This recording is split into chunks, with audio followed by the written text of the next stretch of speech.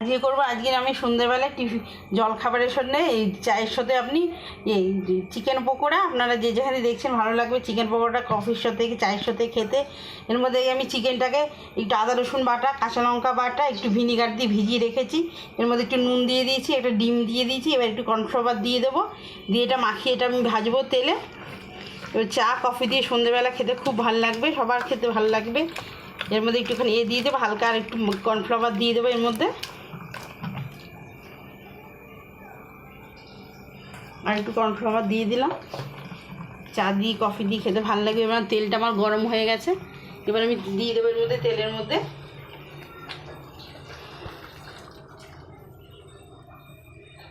তেলটা আমার খুব গরম হয়ে গেছে।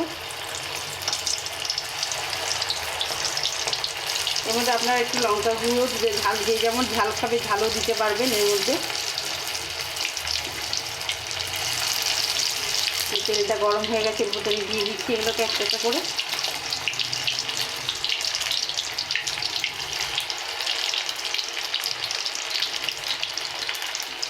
চিকেন পকোড়াটা এমনই সবারই ভালো লাগবে, বাচ্চা বড় সবারই খেতে ভালো লাগবে। সবসময় যে চিলি চিকেন খেয়েছেন, চিকেন পকোড়াও খেয়ে দেখবেন, খুব ভালো লাগবে।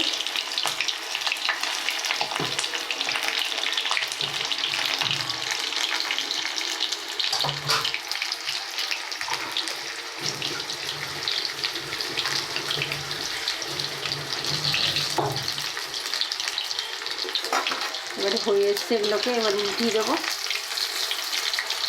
লাল লাল বাদামি কালারের হয়ে এসেছে।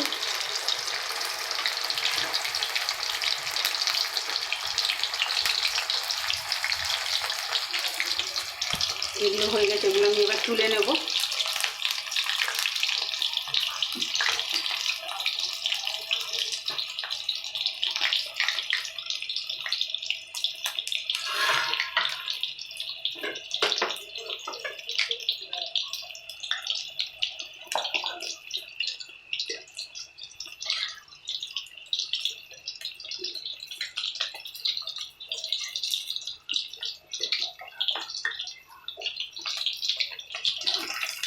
এবার হয়ে এসেছে, এগুলো এবার তুলে নেব।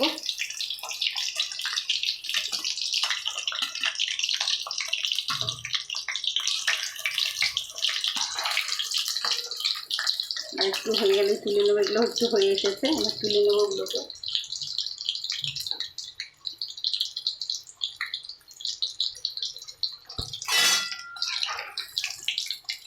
এগুলো হয়ে এসছে, এবার তুলে নেবো এগুলোকে।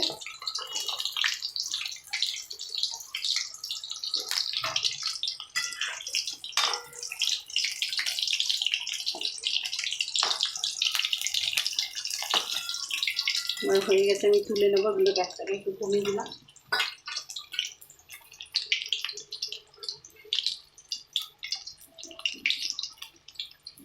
যে যেখানে দেখছেন আমার চিকেন পকোড়াটা আমি ধনেপাতা, টমেটো, ধনেপাতা, রসুন, আদা দিয়ে একটা চাটনি করেছি, কাঁচা আম দিয়ে, তার সাথে চিকেন পকোড়া খেতে খুব ভালো লাগবে। আপনারা যে যেখানে দেখছেন আমার চিকেন পকোড়াটা আপনাদের ভালো লাগলে শেয়ার করবেন, কমেন্ট করবেন, লাইক করবেন, সাবস্ক্রাইব করবেন, তার আমার খুব ভালো লাগবে।